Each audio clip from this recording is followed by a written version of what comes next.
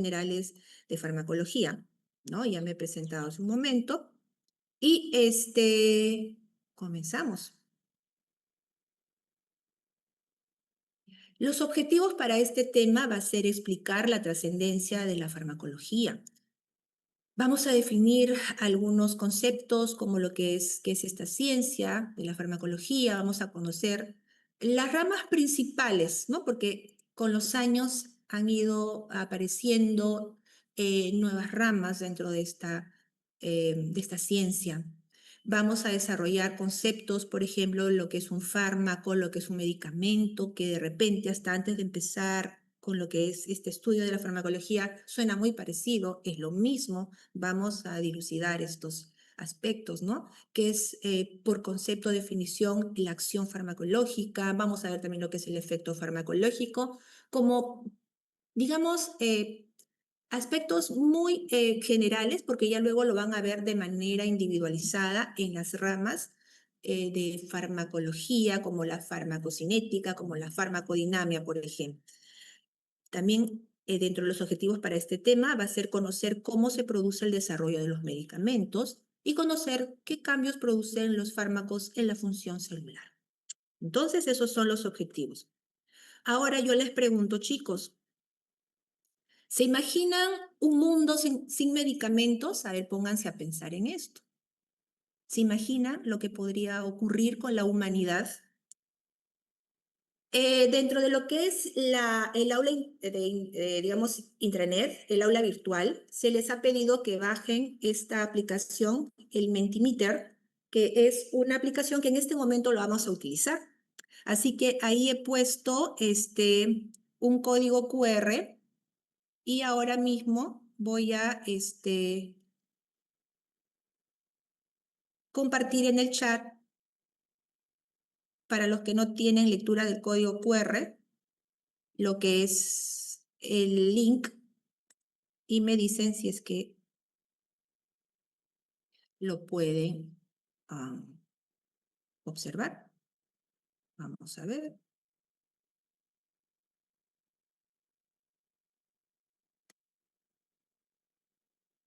Y vamos a comenzar a interactuar. Tienen ya el enlace, voy a reducir para que puedan ver el código QR. Y yo también voy a entrar. Vamos a ver. Vamos a entrar.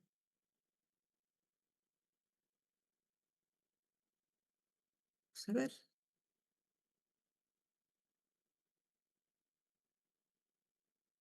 Comiencen, por favor, a interactuar. Los doctores también, para poder un poquito ir viendo esta dinámica. Voy a dejar de compartir momentáneamente.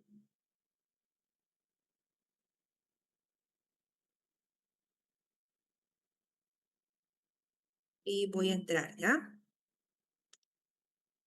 A ver, vamos a ver cómo está esta pequeña encuesta. ¿Qué sería de nosotros si es que no existieran los medicamentos? Vamos a ver, ¿ya? Vamos a ver cómo va.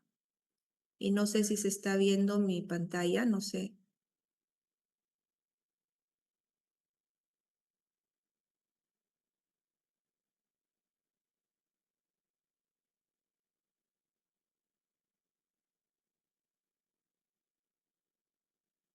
Se visualiza el PPT.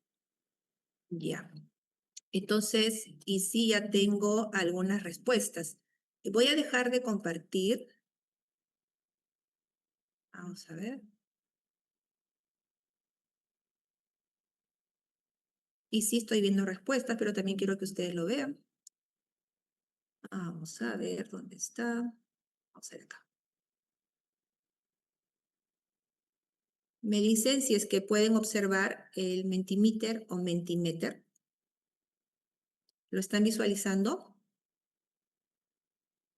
Sí. Correcto. A ver, vamos a ver las respuestas. Menor esperanza de vida es lo que va ganando. mayor mortalidad, claro. Entonces, si es que no existieran los medicamentos, las personas, como que ha ocurrido con algunas epidemias en la historia del mundo, que causaron muchas muertes, ¿no? Sería desastroso, mayor mortalidad, ¿no?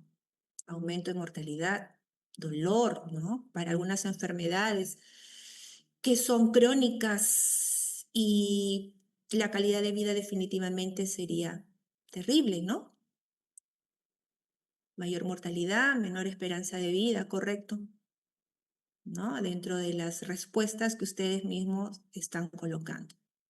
Qué interesante, qué interesante. Entonces, ¿cuán importante han resultado este descubrimiento de los fármacos, ¿no? En la historia de la humanidad?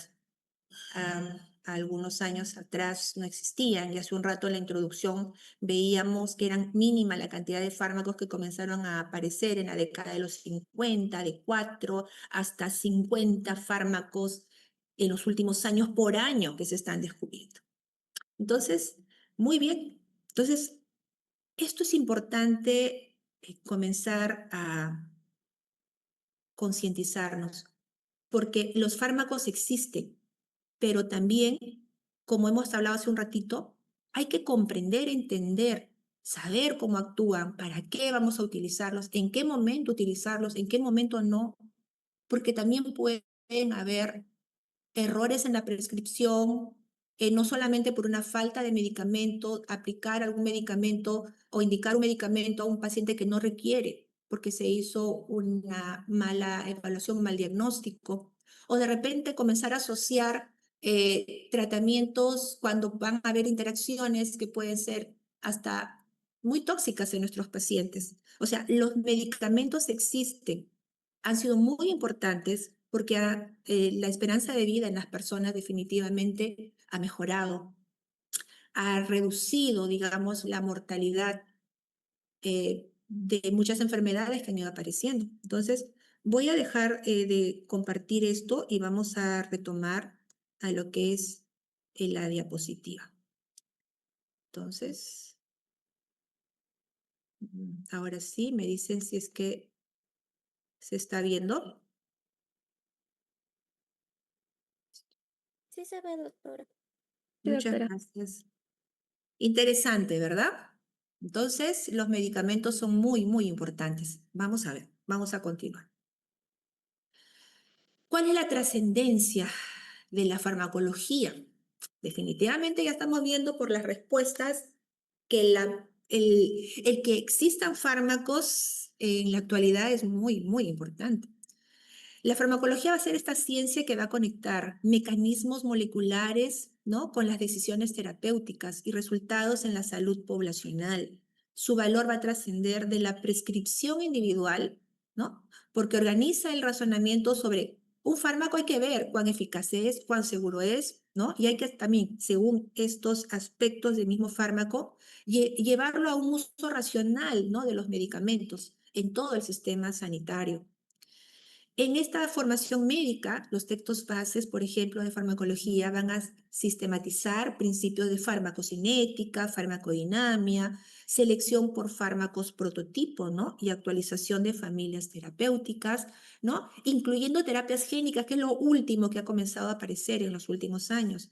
Medicina personalizada, ¿no? Ya no es como antaño, de repente, cuando comenzaron a aparecer los fármacos ya, que si este antibiótico que apareció para una infección X, digamos, sirve para todos. Por ejemplo, las penicilinas. ¿Para todas las personas va a servir la penicilina? No, porque ya con los conocimientos que se han ido adquiriendo, vemos que pueden haber pacientes que pueden tener alergia, ¿no? A lo que es la penicilina y en lugar de hacerles un bien, es muy grave en ellos. Resulta ser tóxico. ¿No? Entonces, y eso tiene que ver con el conocimiento que se tiene de esta ciencia, ¿no? Y nos dice que en la formación médica también es muy importante y por ende es muy importante dentro de lo que es el currículo clínico, ¿no? En la enseñanza de ciencias de salud, no solamente para los médicos, todo lo que es las profesiones de salud, ¿no? Como enfermería, por ejemplo, odontología, que deben de también tener conocimiento de farmacología, ¿no? En la salud pública, la farmacología va a ser clave frente a la resistencia antimicrobiana, ¿no? Em, Responsable esta resistencia antimicrobiana de 1,27 millones de muertes no atribuibles, ¿no? Y 4,95 millones asociados en el 2019, ¿no? Estas cifras sostienen políticas de optimización antimicrobiana, o sea, la resistencia a los antibióticos hace de que lo que antiguamente podría haber sido muy efectivo, me pongo el caso de la tuberculosis, por ejemplo, ¿por qué con el transcurso de los años hay pacientes con tuberculosis extremadamente resistente o multidrogo resistente, XDR, MDR? ¿Por qué han ido apareciendo estas cepas? Porque definitivamente han ido apareciendo resistencias, ¿no? Por eso que dice que esa resistencia pueden ser responsables de 1,27 millones de muertes. O sea, cuando ya no hay nada que me pueda combatir una bacteria o una micobacteria, como en el caso de la tuberculosis, definitivamente nuestro paciente va a morir. Entonces, por eso dice que es importante el desarrollo de antibióticos, o sea, que se sigan investigando y descubriendo más antibióticos y una vigilancia del uso de los mismos para que no produzcan esas resistencias. La medicina de precisión ha hecho de la farmacología un puente entre lo que es el genoma y la prescripción. Esto es algo último también y trascendental definitivamente, ¿no? Porque ya vamos a precisamente lo que mi paciente en particular requiere. Y eso, claro, es muy a futuro, ¿no? Para de repente en nuestro país, pero en el mundo ya se está tratando bastante de poder, desde el descubrimiento del genoma humano, ¿no? Como que dependiendo de la constitución genética de cada persona, un fármaco va a reaccionar de diferentes maneras. Como le decía, en el caso de la penicilina, depende mucho de la constitución genética, alguna alteración genética que hace que reaccione de manera tóxica, hasta mortal, una penicilina en una determinada persona, pero no en la mayoría, ¿no? Entonces, a eso se refiere, ¿no? Que esta medicina de precisión ha hecho que la farmacología un puente entre el genoma y la prescripción. Guía CPIC, que es del Consorcio de Implementación de Farmacogenómica Clínica, ¿no? De 2020 al 2025, están estandarizando cómo usar genotipos para ajustar la dosis o elegir fármacos, ¿no? Como por ejemplo fármacos que hay problemas, ¿no? Para algunos pacientes, sea desde el punto de vista genético, interacciones, ¿no? Cómo se metabolizan, etcétera, tipo, por ejemplo, la warfarina, que la van a conocer más adelante, el clopidogrel, la metadona, por ejemplo, disminuyendo eventos adversos. O sea, estos son algunos ejemplos de fármacos que pueden traer problemas para determinadas personas. ¿Y cómo predecir, no? Por ejemplo, en el caso de los alérgicos a las penicilinas se dice, hay personas que pueden ser alérgicos a las penicilinas. Sabemos que existen estos pacientes, pero no sabemos quiénes son. Claro, actualmente ya hay ciertos tipos de medidas que se pueden tomar para ver, determinar si es que es o no sensible a la penicilina. Pero ¿y qué pasa con otros fármacos? Por ejemplo, a lo que podría ser algunas reacciones adversas a la warfarina, al clopidogrel, a la metadona. No sabemos, pero actualmente, pero con lo que es la farmacogenómica clínica ya se comienza, por ejemplo, a través de estas guías conocer mejor qué tipo de pacientes serían los más susceptibles y en qué pacientes no utilizarlos definitivamente. Es como que predecir el futuro a través del genoma humano y la farmacogenómica para poder evitar el uso de ciertos fármacos, y a eso se refiere disminuyendo los eventos adversos y mejorando la eficacia. Entonces yo no le doy esto mejor y llego al objetivo, que es lograr una eficacia terapéutica disminuyendo un evento no deseado. Ahora, dentro de lo que es la trascendencia, también la farmacovigilancia moderna, como la farmacovigilancia de las vacunas, de los fármacos o medicamentos en general, integra reportes espontáneos, bases globales y evidencia del mundo real para detectar señales, ¿no? Para detectar qué señal, o sea, ya aquí en esta población se está presentando tal tipo de RAM, ¿no? Tal tipo de evento, efecto, puede ser un efecto adverso o un evento adverso, ¿no? Pero ya comienza a detectar, pero a través de la farmacovigilancia. ¿no? Y esto definitivamente ayuda a gestionar riesgos y sostener la confianza pública, porque hay ahora lo van a ver más adelante, van a conocer, por ejemplo, en el caso de la DIGEMIT, es la responsable de velar, ¿no? Por que los fármacos que se están vendiendo, comercializados, sean lo suficientemente seguros, ¿no? Y sostener de esa manera la confianza pública. Ahora, en innovación terapéutica, la convergencia de la inteligencia artificial entre lo que es la química y biología está acelerando la identificación de dianas terapéuticas, lugares de acción, biofase, ¿no? Y esto tiene que ver con el diseño molecular y la priorización preclínica. Varios compuestos de inteligencia artificial diseñados ya llegaron a ensayos clínicos. Eso, la verdad, preparando esta clase, buscando puntos, porque la farmacología evoluciona con los años y la verdad que ha sido mm, increíble, porque yo vengo de una generación también un poquito antigua, a la que ustedes ya lo están viviendo, pero cuando yo estudiaba la farmacología, cuando los doctores que estamos presentes acá estudiamos la farmacología, esto tal vez no era ni, ni nos lo imaginábamos. Pero existe, digamos, ahora, varios compuestos, se están diseñando compuestos moleculares en función a la inteligencia artificial, ¿no? Y inclusive ya llegaron a ensayos clínicos. Por ejemplo, les he dado acá, ese es un ejemplo de lo que es un fármaco diseñado por inteligencia artificial, ¿no? Que ya está y va a pasar a ensayos clínicos, muy probable, que es el Rentosertib, codificado, por ejemplo, como ISM 001-055. En la descripción de este nuevo fármaco diseñado por inteligencia artificial, dice que es uno de los primeros fármacos completamente generados por una inteligencia artificial. ¿Y a qué va dirigido? A tratar la fibrosis pulmonar idiopática, ¿no? Actúa inhibiendo la proteína quinasa, ¿no? Identificada también por inteligencia artificial. ¿Cuáles son los avances? Ya ha completado ensayos de fase 0 y 1 en junio del 2025, o sea, a nada, hace algunos meses, se publicó un estudio de fase 2 con 71 pacientes, ¿no? Demostrando la buena tolerabilidad de este fármaco. Miren cuánto iba avanzando. Su importancia nos dice que si supera la fase 3, porque ya cuando supera la fase 3 ya pasa a comercialización, será el primer fármaco diseñado por inteligencia artificial. Eh, Miren la diferencia en lo que puede ser el proceso de investigación de un medicamento, ¿no? Desde que se ha descubierto este Rentosertib hasta ensayos clínicos, ¿no? En menos de 30 meses. O sea, de repente esto les parece mucho, 30 meses, pero vamos a ver cuánto tarda o podría tardar un medicamento, lo que es el diseño de medicamentos, que lo vamos a ver más adelante, ¿no? Pero esto ha tardado, recuerden esto, ¿no? En menos de 30 meses, un ritmo notablemente acelerado frente al promedio, entre comillas, de 5 años que podría tardar un nuevo medicamento, 30 meses a 5 años. Qué interesante, ¿verdad?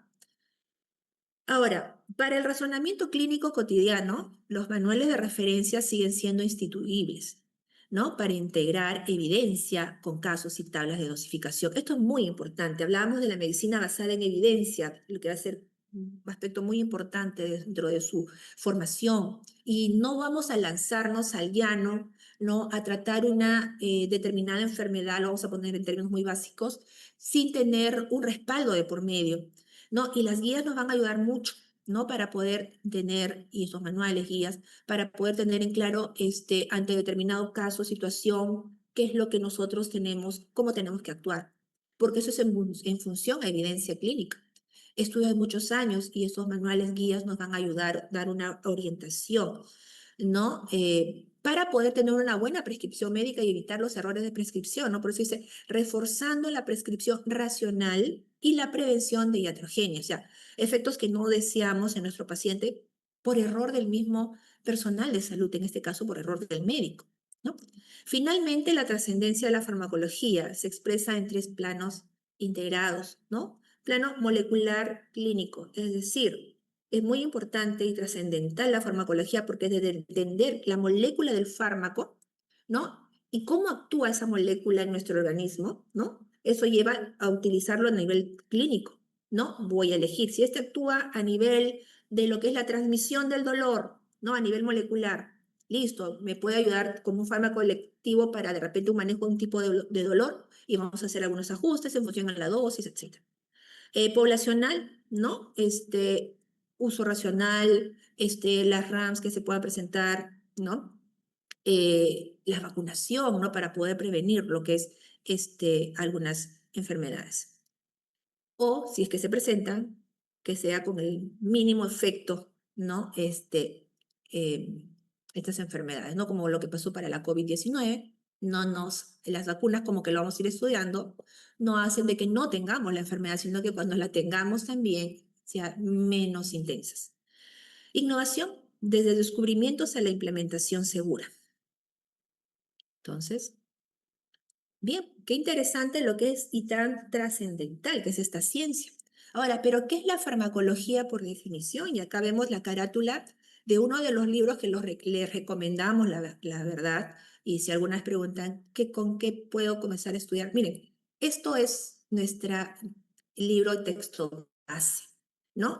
Y alrededor de Goodman y Hillman tendremos diferentes literaturas que van a ver, Katz, Florer, Errand, etcétera, que están en nuestra bibliografía. Pero ¿qué nos dice, por ejemplo, por definición, Goodman y Hillman? Dice que la farmacología se define como una ciencia que estudia sustancias que interactúan con los sistemas vivos a través de procesos químicos, ¿no? Porque ese fármaco ingresa y va a comenzar a reaccionar, ¿no? Hay ciertos procesos químicos dentro del organismo, particularmente aquellas utilizadas para prevenir, diagnosticar y tratar enfermedades, ¿no? O sea, esas moléculas ingresan ¿con qué fin? Para poder prevenir una enfermedad, hacer un diagnóstico de una enfermedad y tratar enfermedades. Incluye tanto el conocimiento de los mecanismos de acción, subrayo, mecanismo de acción, como los efectos, subrayo, efectos de los fármacos en los organismos. En Flores plantea que la farmacología es la ciencia que investiga la interacción de las sustancias químicas con los organismos vivos, sus mecanismos de acción, así como las aplicaciones terapéuticas. Se considera tanto a los medicamentos como a los tóxicos, ¿no? Por eso habla que la farmacología como la intervención de sustancias químicas, porque muchos fármacos que se creen que podrían llegar a ser fármacos digamos, en los procesos de investigación de un medicamento, de repente quedan en determinadas fases de estudio porque se está demostrando que supera el riesgo el beneficio, o sea, son más tóxicos. Entonces, si el riesgo supera el beneficio, ¿para qué seguir investigando? Entonces, pero ya se está haciendo farmacología, ojo, con ese estudio de esta nueva sustancia química. Por eso acá en Flores utiliza el término de sustancia química, ¿no? Y se considera tanto a los medicamentos como a los tóxicos, abarcando un enfoque integral de la relación entre sustancia y organismo. Las ramas de la farmacología con los años han ido aumentando, ¿no? Como por ejemplo la farmacogenética, que es algo que ha ido apareciendo en los últimos años. Acá básicamente están las principales ramas, ¿no? Entonces, la farmacología estudia las interacciones de los fármacos con el sistema biológico, ¿no? Los sistemas biológicos, desde los mecanismos moleculares que estas van a utilizar para que puedan actuar, ¿no? Para que puedan llegar a presentar efectos clínicos, ¿no? En las personas, en la población en general. Se organiza, ¿cómo se puede organizar? Y acá vemos algunas, ¿no? Por ejemplo, acá está la farmacodinamia, la farmacocinética, farmacología clínica, terapéutica, clínico-terapéutica, y se entrecruza con toxicología, farmacogenómica, farmacovigilancia, farmacoepidemiología, farmacoeconomía, que es muy, muy importante y está tocando mucha importancia en los últimos años, porque la verdad es importante también estudiar, investigar, entender de qué vale de que puedan aparecer los mejores tratamientos, los mejores fármacos, si eso finalmente al momento de aplicar va a ser para algunas personas inalcanzable económicamente, ¿no? Entonces, esto también es muy importante. Farmacología del sistema. Entonces, acá tenemos, por ejemplo, en esta gráfica, algunas de las ramas más importantes dentro de lo que sería la farmacología.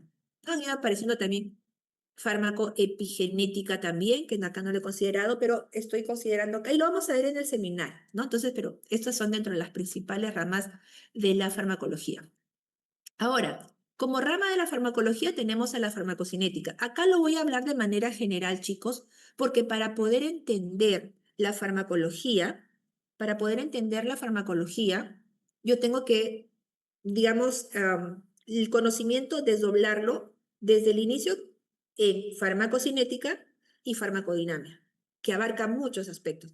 Pero, ¿qué es la farmacocinética? Es una rama de la farmacología que estudia el curso temporal, ¿no?, del fármaco, ¿no?, de las concentraciones de un fármaco en el organismo, desde que se administra hasta que se elimina, ¿no? Entonces acá estamos viendo, por ejemplo, es más, este gráfico podría inclusive hablarse de un LATME, acá le faltaría la L, porque esta cápsula que está aquí se tiene que liberar, ¿no? Entonces ahí empieza la farmacocinética, desde su liberación del principio activo que está dentro de la cápsula, y luego se absorberá, distribuirá, metabolizará y eliminará, ¿no? Entonces describe estos procesos proporcionando un marco para predecir la concentración plasmática. Vamos a ir aprendiendo, ¿no?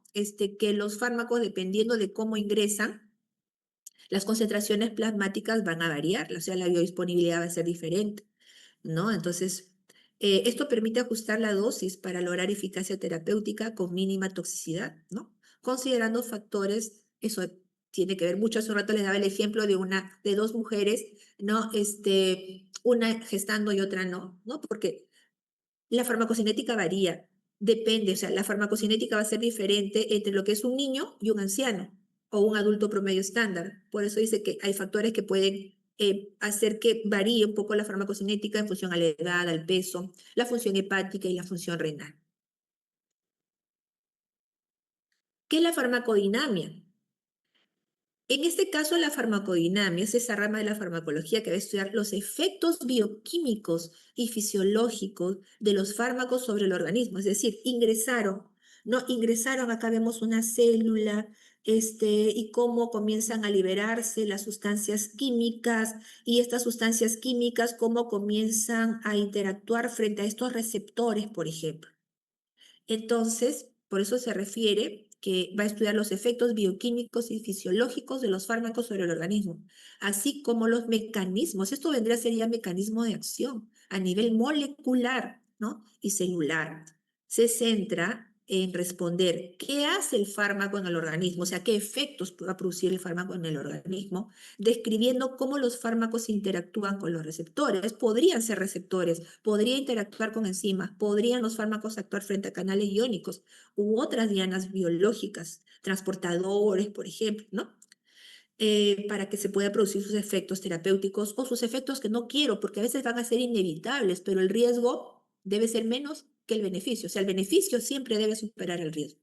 Incluye conceptos fundamentales como afinidad, eficacia, potencia, selectividad y la relación dosis-respuesta dentro de lo que es farmacodinamia, ¿no?, que nos va a permitir comprender y predecir la magnitud del efecto farmacológico.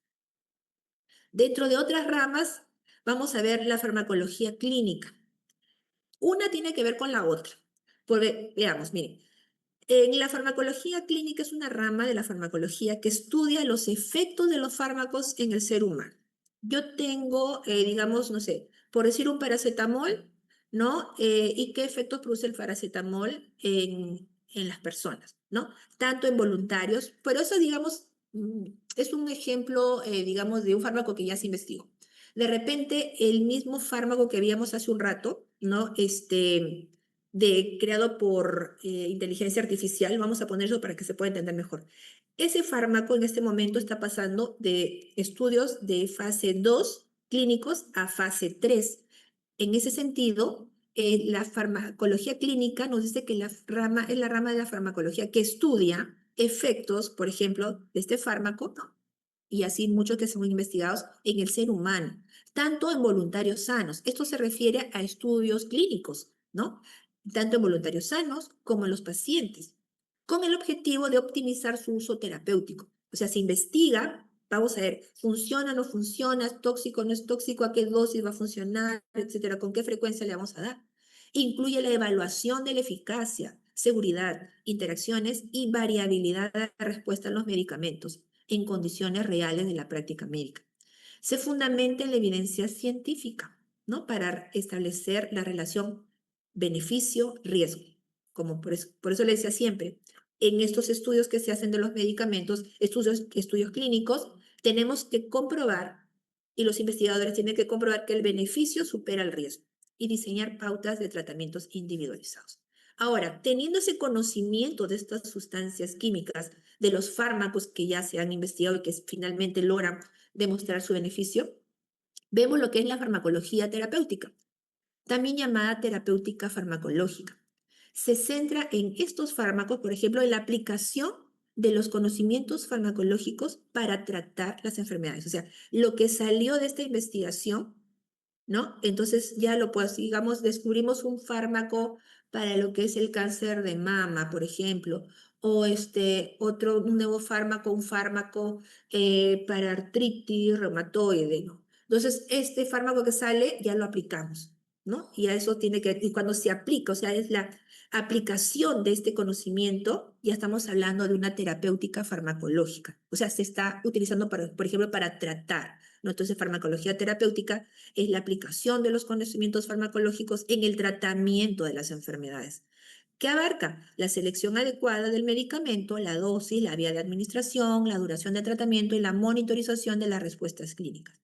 Su finalidad es maximizar el efecto beneficioso del fármaco, reducir riesgos y contribuir a la recuperación o control de la enfermedad, integrando la farmacocinética, farmacodinámica y la farmacogenética del paciente. ¿Ya? Ahora, ¿qué es la farmacoepidemiología?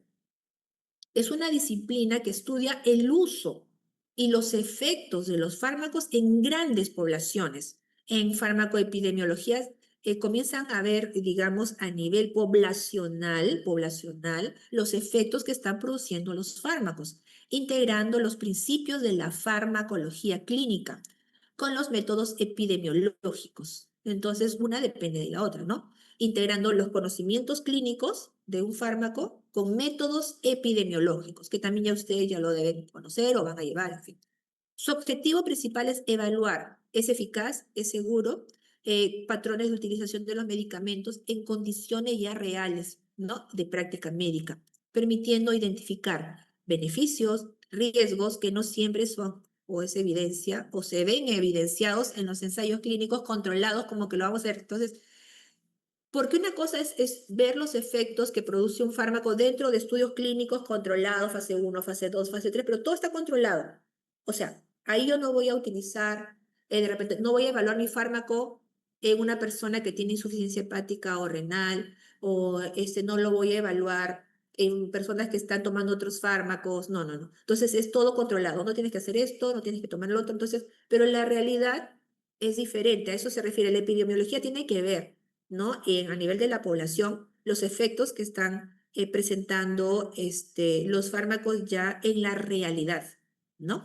Por eso decía acá, en condiciones reales de la práctica médica, ¿no? Esta área resulta fundamental para la toma de decisiones, para estas decisiones terapéuticas, la vigilancia post-comercialización y la elaboración de políticas de salud basada en evidencia científica. Ahora, la farmacovigilancia, entonces, ¿qué será? Sale de esta farmacoepidemiología. La farmacovigilancia se define como la ciencia, o sea, esto ya es algo ya más específico dentro de lo que vendría a ser esta farmacoepidemiología, porque aquí lo vamos a ver también en seminario más adelante, se define como la ciencia y ya son actividades, ¿no? Actividades muy concretas relacionadas con la detección, evaluación, comprensión y prevención de efectos adversos de los medicamentos o cualquier otro problema relacionado con ellos. Es decir, acción, farmacovigilancia, o sea, cómo yo voy a detectar, evaluar, comprender, prevenir efectos adversos a través, por ejemplo, de una de las herramientas muy importantes que se utiliza dentro de la farmacovigilancia, que es el reporte espontáneo de reacciones adversas. O sea, hay formatos donde, digamos, yo médico estoy viendo una reacción en mi paciente de tal fármaco. Entonces, concretamente, la acción es eso. De escribir dentro de estos formularios la descripción de los efectos que estoy viendo. Esto es algo concreto, si se dan cuenta, algo más individualizado. ¿Ya? Su propósito es garantizar seguridad de los fármacos durante su uso clínico, identificando reacciones adversas que no siempre se han detectado, se pueden detectar en los ensayos clínicos, ¿correcto? Porque de repente los estudios clínicos pueden tardar 5 años de investigación, 10 años de investigación. ¿Y qué pasa con los fármacos cuando ya son en la realidad comercializados? Hay pacientes que pueden estar con un fármaco más de 10 años en enfermedades crónicas, por ejemplo, digamos diabetes, pero el estudio solamente duró 5 años. Entonces, ¿qué pasa después de 5 años? Solamente se centran en esos RAMs, pueden aparecer otros probablemente.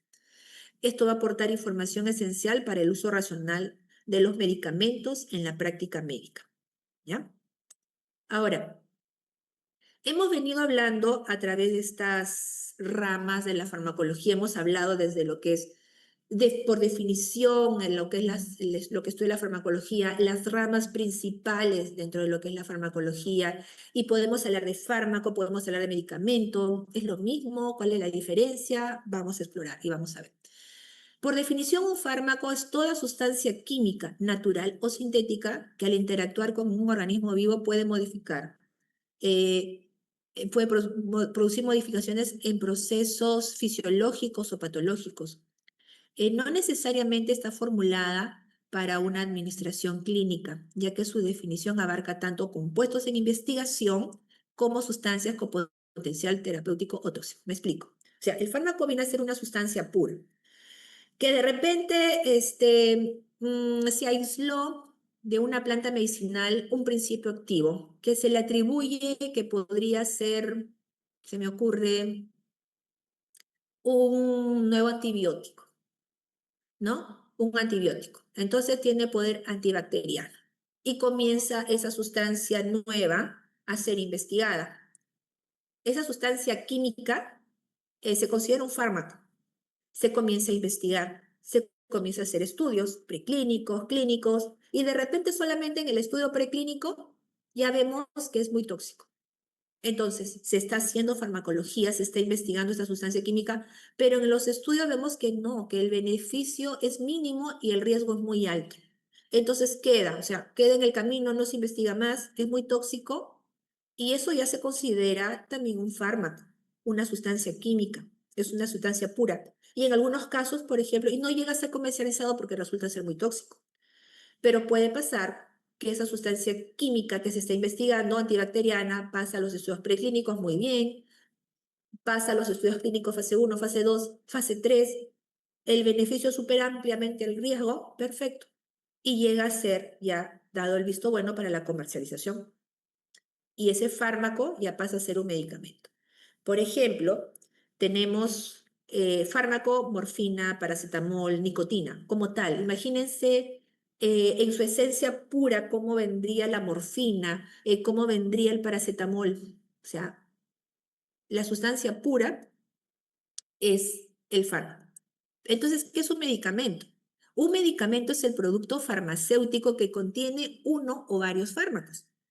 ¿Qué significa eso? O sea, la morfina puede venir en ampollas, puede venir en tabletas, o sea, ya no está sola la sustancia química, sino que está asociada en la tableta con algunos excipientes que le van a dar la forma para que pueda deglutirse adecuadamente. O está disuelta en una solución líquida, la morfina, para que la puedan inyectar. Entonces, ese medicamento es el producto farmacéutico que contiene uno o varios fármacos, formulado con excipientes y presentado en una forma farmacéutica.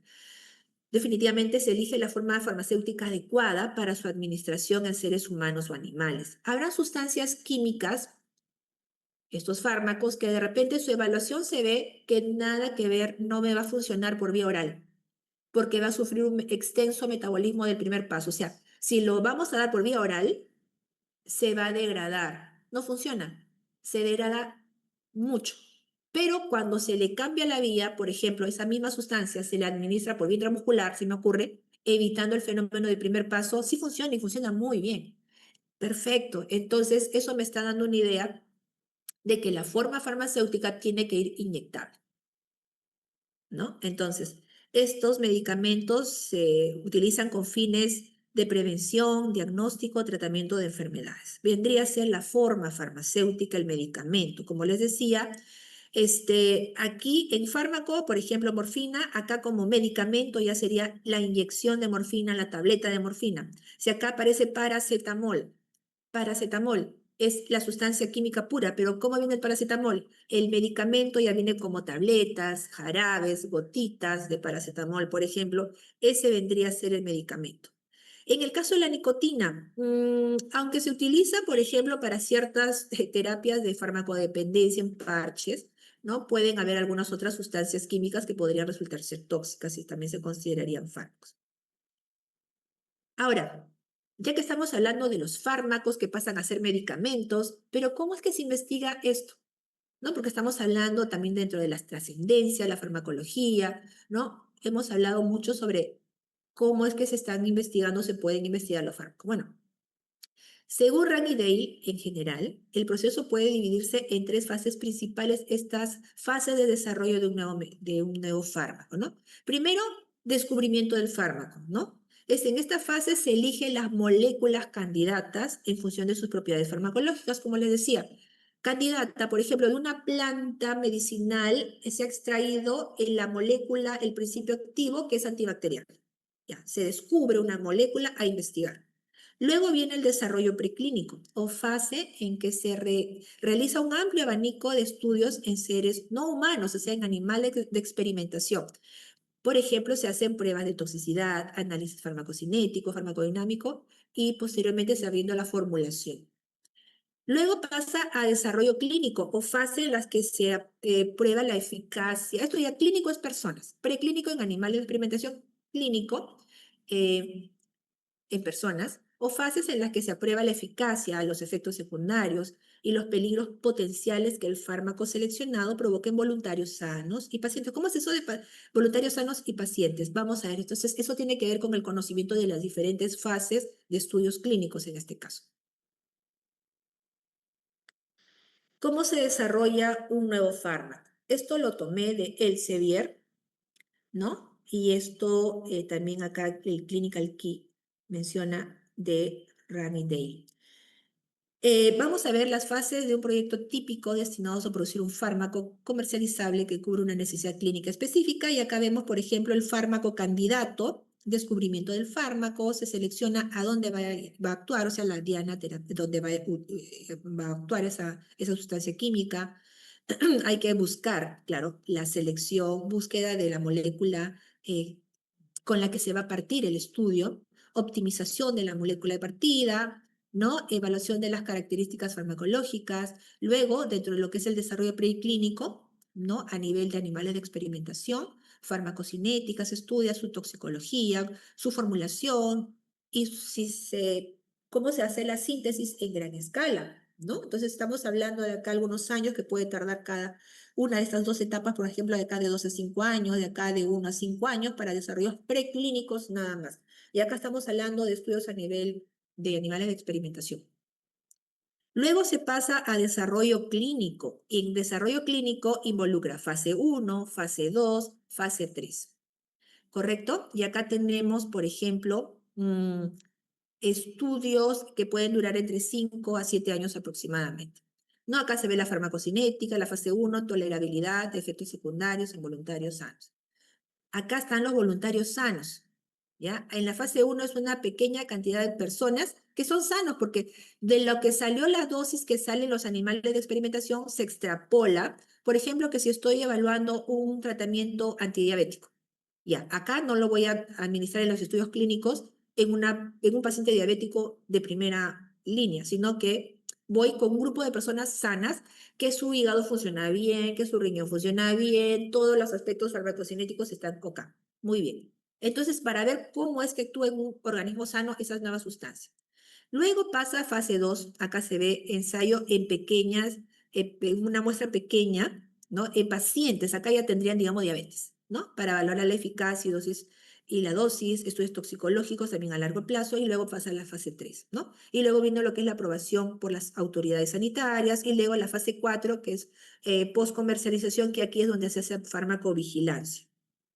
Bueno, para verlo en cantidad, por ejemplo. Dentro del proceso de desarrollo de un fármaco, este es un esquema, básicamente lo que les estaba comentando, para poder ver de una manera más visual. Los estudios de investigación preclínicos siempre es en animales de experimentación, el screening de seguridad para identificación de fármacos, ya lo que les he hablado, estudio de farmacocinética, toxicocinética, Luego habrá que pasar, digamos, digamos, para la solicitud del fármaco nuevo para realizar la investigación, hay que hacer una serie de trámites, ¿no? Plazo para agencias, para que luego se da el permiso y pasar a investigaciones clínicas que abarcan estudios de fase 1, fase 2, fase 3, por ejemplo, ¿no?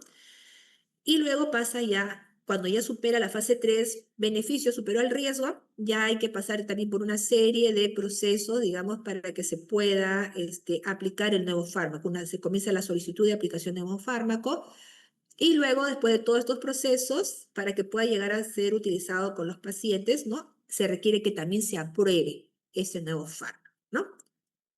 Entonces, un poquito resumen. Y ojo, por favor, estén atentos. Ahora en esta mitad, hago un paréntesis, para que estén atentos y por ahí si están un poquito con sueño, chicos, les comento. Lo que he preparado para la asistencia al final es que vamos a mandar un enlace, voy a mandar un enlace para que se puedan anotar en la asistencia. Pero ese enlace contiene 4 preguntas de esta clase. ¿Ya? Es una asistencia con para que me dé una idea, por ejemplo, cuánto se ha entendido o no del tema que estoy explicando en la clase del día de hoy.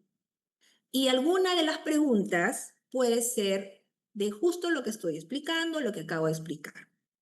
Cierro paréntesis, ¿ya? Eso también es importante que les comente, que es como para un control de la clase, más no va a ser para su promedio. ¿Ya? Entonces, para que puedan tener una asistencia, tienen que responder algunas preguntas. Y la asistencia, el link que les voy a pasar, solamente vamos a dar algunos minutos para que tengan el tiempo suficiente de que se puedan anotar, puedan responder 4 preguntas y luego ya cerraré, digamos, ese enlace. ¿Estamos? Así que hay que un poquito estar atentos para ver cuánto se está entendiendo de esto. Entonces, retomo. Dentro de lo que es la investigación preclínica, y hablábamos de animales de experimentación, se hace investigación de los aspectos farmacocinéticos, ¿no? Igual, absorción, distribución, metabolismo y excreción del fármaco, sustancia química que se está investigando.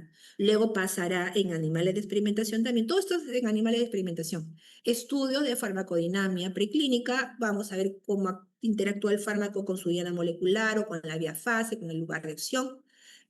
Cuál es la relación o cómo se presenta la relación, qué dosis, qué respuesta está presentando, es eficaz, cuán potente puede ser, ¿no? Se utilizan modelos y puede ser in vitro, in vivo, in situ, por ejemplo, ¿no? Esto permite establecer mecanismos de acción y el potencial terapéutico que tiene. Existen también estudios toxicológicos en animales de experimentación. Se va a hacer una serie de estudios para evaluar, es decir, una exposición de la sustancia química en los animalitos de una manera aguda, de una manera crónica o subcrónica, ¿no? Y se va a ver un poquito lo que podría pasar en el organismo vivo, porque imagínense, esto es para poderlo extrapolar en una población de personas. Entonces, la toxicidad aguda, en efecto, es una sola dosis, ¿no? Única. Se dio una dosis y se ve, digamos, 7 días, 15 días, un mes para ver qué pasó. ¿Hay alguna reacción adversa, algún efecto de toxicidad? Se ve la dosis letal media, que es la DL50, y la dosis efectiva media, ¿no? O sea, la mínima dosis, ¿no? Para que pueda presentarse una dosis media que da un efecto terapéutico. Toxicidad subcrónica es administración repetida durante semanas o meses de la misma sustancia, una misma dosis, se ve qué pasa. Toxicidad crónica es la administración prolongada durante meses o años, inclusive de una determinada sustancia, para ver qué ocurre con ese organismo vivo. Toxicidad reproductiva y teratogenicidad. ¿De qué manera puede afectar la fertilidad? Puede ser teratogénico este fármaco, esta sustancia química, también se evalúa eso. Produce algún tipo de carcinogenicidad, mutagenicidad, por ejemplo, para capacidad de producir cáncer o mutaciones genéticas. Eso es en cuanto a los estudios toxicológicos. Y en función a estudios de seguridad farmacológica, se evalúan posibles efectos indeseables del fármaco sobre sistemas fisiológicos vitales. Por ejemplo, efectos indeseables, produce efectos indeseables a nivel del sistema cardiovascular, Por ejemplo, si produce esos efectos iniciales, va a producir arritmia, cambios en la presión arterial, produce efectos iniciales a nivel del sistema respiratorio, por ejemplo, alteraciones en la frecuencia y volumen respiratorio, ¿no? Puede producir efectos a nivel del sistema nervioso central, por ejemplo, puede producir sedación, convulsiones o alteraciones motoras, por ejemplo. Eso todo se ve a nivel preclínico. Siguiente. Una vez que ya pasa la fase de estudio o la etapa, para no confundirlos, etapa de estudios preclínicos, se hace una serie de documentación, como hemos visto hace un rato, para que se pueda dar permiso y pase a investigaciones de tipo clínico. Clínico ya es en personas y tenemos tres fases. Tenemos fase 1, fase 2, fase 3 dentro de lo que es la investigación clínica. En la fase 1 es, como les explicaba, si estoy evaluando una nueva sustancia química para un tratamiento, por ejemplo, de la diabetes, no le voy a administrar en la primera fase a personas que tienen diabetes, sino que son 20 a 100 participantes sanos, por lo general voluntarios, y se va a evaluar el rango de dosis, cuánto de dosis le vamos a dar, cómo se absorbe, cómo se distribuye, o sea, la parte de la farmacocinética. En estudio de fase 2, aquí sí ya es una muestra que es una pequeña muestra de pacientes, personas que tienen ya la enfermedad, o sea, los pacientes afectados. Se evalúa efectividad, toxicidad, efectos secundarios, ¿no? Puede durar acá hasta 2 años de evaluación. A ver, acá tengo un problemita. Ya, es que no quería bajar esto. Y ahora sí. Era el anterior. Bueno, y los estudios de fase 3, vamos al anterior. Ahí está. Le decía, la fase 1 en tiempo pueden ser varios meses. En la fase 2 puede tardar unos 2 años. Acá están las personas que ya tienen la enfermedad, de 100 a 300 personas. En la fase 3, ¿no? Son ya la evaluación de la sustancia química del fármaco en una muestra más grande, que pueden abarcar de 300 a 3.000 personas o pacientes que tienen la enfermedad, ¿no? Igual, acá hay una cosa es verlo en una muestra pequeña, el efecto del fármaco, y otra cosa es verlo en una muestra mucho más grande. Entonces, por eso se evalúa prácticamente lo mismo. ¿Es efectivo? ¿Es tóxico? ¿Qué efectos secundarios pueden presentar? Y esto puede tardar de 1 a 4 años, por ejemplo. Entonces, el proceso de los nuevos fármacos parte de la detección o creación de un nuevo producto, ¿no? El laboratorio comienza a investigar con estudios in vitro, in vivo, por ejemplo, a nivel preclínico y puede tardar entre 5 a 6 años. Luego pasa a estudios de desarrollo clínico y aquí se hace, digamos, en centros clínicos, hospitales, clínicas, por ejemplo, ¿no? Ensayos clínicos a pacientes que puede durar de 5 a 6 años. Y luego viene una etapa de aprobación y registro, ¿no? Por las autoridades competentes, por ejemplo, la FDA, que puede durar de 1 a 2 años. Y en la Agencia de Medicamentos de Europa también, la EMEA, y hasta la comercialización, ¿no? Entonces, que puede, digamos, también tardar algún tiempo, ¿no? Y aquí vamos a ver también la patente, ¿no? Porque cuando ya comienzan a producir nuevos fármacos, puede durar la patente también. Solamente lo va a comercializar quien lo descubrió, digamos, y puede tardar la patente hasta 20 años, ¿no? Ahora, vamos a hacer rapidito una retroalimentación. Me queda poco tiempo, trataré de ser breve. Ya, una vez que los fármacos ya son, digamos, superó el riesgo, el beneficio supera el riesgo, entonces tenemos la forma farmacéutica. Viene a ser la forma física de cómo que va a tener el fármaco. O sea, ya tengo la sustancia y el polvito de alguna sustancia química, un nuevo fármaco. Entonces, la forma farmacéutica es la forma que adopta el fármaco para facilitar su administración, asegurar la estabilidad, permite la liberación controlada, ¿no? Del principio activo, garantiza su biodisponibilidad. Puede ser formas sólidas, líquidas, semisólidas y gaseosas, ¿no? Entonces, dentro de lo que serían las formas farmacéuticas. Ahora, las formas farmacéuticas es la forma física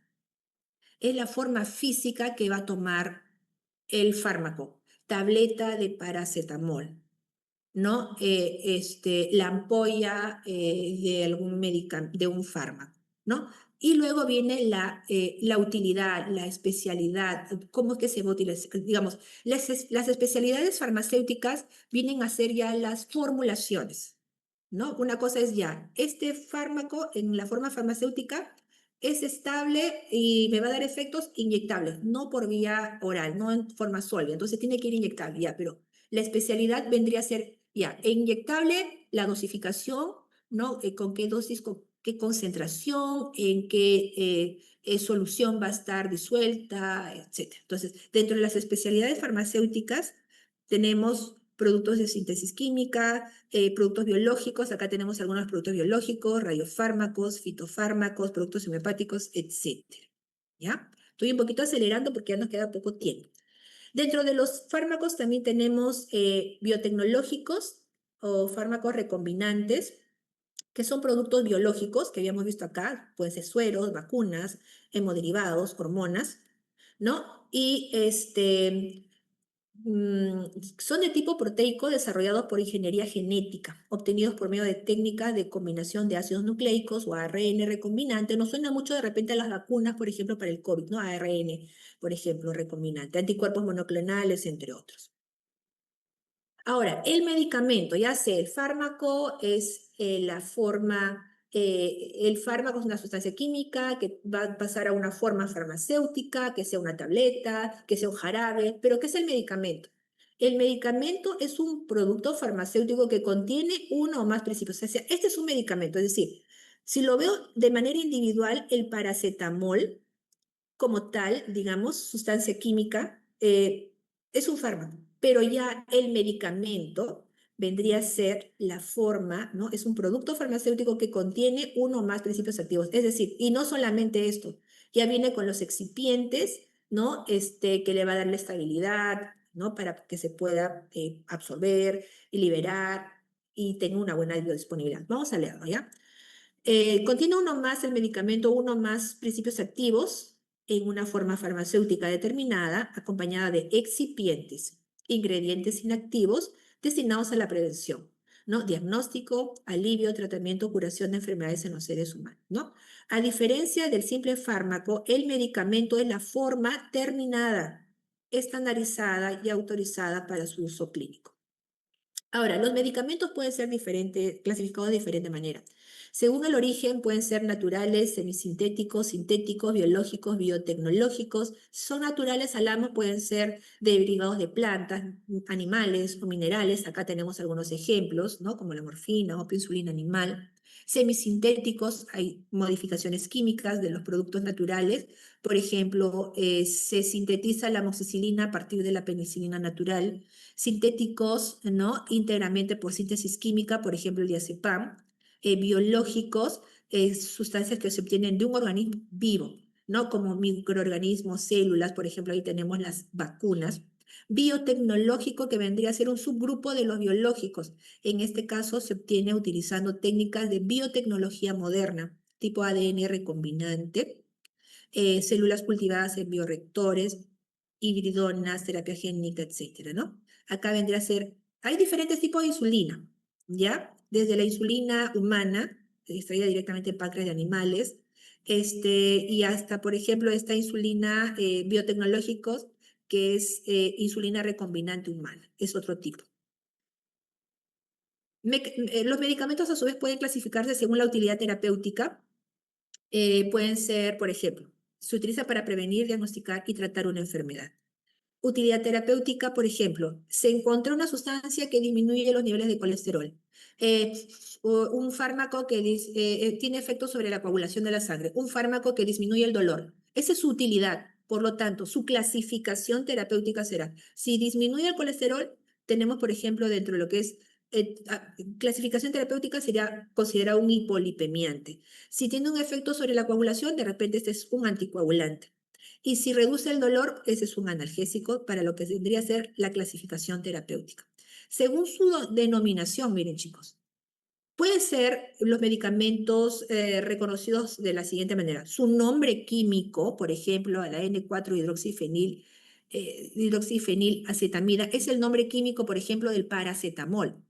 El nombre genérico, paracetamol o denominación común internacional, y el nombre comercial, por ejemplo, una marca conocidísima, Panadol, por ejemplo, ¿no? Ahora, la clasificación según la protección de la patente, o sea, les decía ya, ¿no? Una vez que se descubre el fármaco, esa empresa puede tener la patente, por ejemplo, hasta 20 años, ¿no? Pero ¿qué medicamentos existen, ¿no? Pueden haber de marca con patente, ¿no? Estos son los que son protegidos por un periodo de exclusividad. Solamente ellos lo producen, nadie más, lo que le garantiza al fabricante el único derecho de producción y venta, ¿no? Por ejemplo, un nuevo anticuerpo monoclonal. De marca innovador, es decir, perdió su patente, ya dejó la patente, otros lo pueden producir esa fórmula, pero fue el primer producto desarrollado con ese principio activo, ¿no? Por ejemplo, en este caso, el amoxil de Glaxo, del laboratorio Glaxo. Y los de marca son fármacos que no son originales, pero le ponen, digamos, a un genérico le ponen su nombre comercial. Cada empresa pone una marca diferente, ¿no? Y ese es un nombre de marca no original. El genérico es tal cual la denominación común internacional, ¿no? Los biosimilares, una versión altamente comparable a productos biológicos de referencia, pero no idénticas debido a la complejidad de su producción, ¿no? Por ejemplo, en este caso específicamente la insulina glargina, por ejemplo. Ahora, es muy importante también identificar los precios. Miren, acá vemos un blister, por ejemplo, de acitromicina, lo que cuesta un blister de acitromicina de 3 tabletitas, ¿no? Cuando es un blister genérico con nombre de marca, le cuesta el doble, o mejor dicho, a lo que cuesta el de marca, puedo comprar 2 blisters. Y el genérico puedo comprar 15 blisters a lo que me cuesta uno, digamos, de marca innovadora. Y acá vemos algunos ejemplos que es muy interesante, por ejemplo, la citromicina, tratamiento para 3 días, por ejemplo, las 3 unidades en un tratamiento genérico cuesta 5.97 soles, pero cuando es un tratamiento de marca, medicamento de marca, puede llegar hasta 35.16. Y así tengo otros ejemplos ahí, pero por tiempo ya lo voy pasando. Los medicamentos esenciales, ahora, son aquellos que un país considera necesarios para atender las necesidades básicas de la población. Eh, Son aquellos medicamentos y productos biológicos que cubren la mayor parte de la morbilidad en el país, ¿no? Necesidades prioritarias de salud que luego de una evaluación técnica especializada multidisciplinaria han demostrado ser comparativamente seguros, eficaces y costo efectivos, ¿no? Entonces, esto tiene que ver con las necesidades de un país, ¿no? Esos son los medicamentos y acá tenemos el Petitorio Nacional Único de Medicamentos Esenciales que maneja el Ministerio de Salud. Acá tenemos algunos ejemplos que están dentro del petitorio y acá está alguna de las resoluciones ministeriales que aprueban este documento, ¿no? ¿Y qué es un medicamento OTS? Son los medicamentos de libre venta, se les conoce como medicamentos sin receta o también por sus siglas en inglés OTC, ¿no? Estos son fármacos que se pueden comprar en farmacias o inclusive en tiendas y supermercados, sin necesidad de presentar una orden médica, ¿no? Y se utiliza para tratar afecciones menores, ¿no? Por ejemplo, algunos analgésicos como la aspirina o el paracetamol, algunos antiácidos, por ejemplo, algún descongestionante, algún antihistamínico. ¿Qué es el grupo entonces? Ahora sí, grupo terapéutico farmacológico. El grupo terapéutico, conjunto de medicamentos que se emplea para tratar una misma enfermedad o condición clínica, ¿no? Aunque no necesariamente tenga el mismo mecanismo de acción. Grupo terapéutico, antihipertensivos. Existen diferentes antihipertensivos, diferentes mecanismos de acción. Puede ser diuréticos, betabloqueadores, IECA, etc. Antiinflamatorios, pueden haber AINES, corticoides, o sea, tienen un mismo efecto, pero diferentes mecanismos de acción. Y el grupo farmacológico, conjunto de medicamentos que comparten un mecanismo de acción común. Por ejemplo, los beta bloqueadores actúan sobre los receptores beta y esos son grupos farmacológicos, ¿ya? Y los inhibidores IECA es el mecanismo de acción e inhibición de la enzima convertidora de angiotensina, ¿no? Y ese es un grupo farmacológico. Bueno, y acá tenemos los diferentes procesos, fases que puede tener un fármaco que ya lo van a ver. Y para ir terminando ya, la acción farmacológica se refiere a las modificaciones que puede producir una sustancia sobre las funciones del organismo. Puede ser que incremente o disminuya una función y es de carácter cuantitativo. Y la acción lleva el efecto. El efecto es la manifestación de la acción del fármaco. Lo podemos ver. El efecto de repente, midriático que produce la cocaína administrada de manera tópica, por ejemplo, ¿no? O que bajó la temperatura. De 39 ahora está en 37. Eso que se puede medir con un equipo tan sencillo como el termómetro es el efecto. ¿Qué tipo de acción hay? Pueden ser de acción estimulante, de acción depresora, de acción irritante, acción de sustitución o de reemplazo, acción antiinfecciosa o antimicrobiana y una última que es una acción inmunomoduladora. Y ya lo dejo ahí para que ya lo puedan ir revisando por cuestiones de tiempo. Ahora, otro punto ya para finalizar nos dice, ¿qué cambios pueden producir los fármacos a nivel celular? Los fármacos pueden producir sus efectos actuando, puede ser a nivel de receptores, enzimas, canales iónicos, transportadores, etc. De diferentes maneras pueden actuar a nivel celular. Pero lo que sí hay que tener en claro es que los fármacos no crean funciones nuevas en la célula, sino que modulan las que ya existen. ¿Correcto? Entonces, lo que van a aprender, lo que viene a continuación en las siguientes clases de teoría, ya tengo en claro de que hay una forma farmacéutica que tiene el fármaco y ese fármaco cuando ingresará tendrá un mecanismo de acción. Ese mecanismo de acción llevará a una acción farmacológica y la acción farmacológica se va a manifestar en efectos farmacológicos. ¿Correcto? Es un poquito para resumir y ordenar las ideas que vienen en las teorías siguientes. Y finalmente, indicar que la farmacología es el puente entre lo que es la ciencia y la salud, chicos. Muchas gracias. Ahora sí, vamos a lo que sería la asistencia.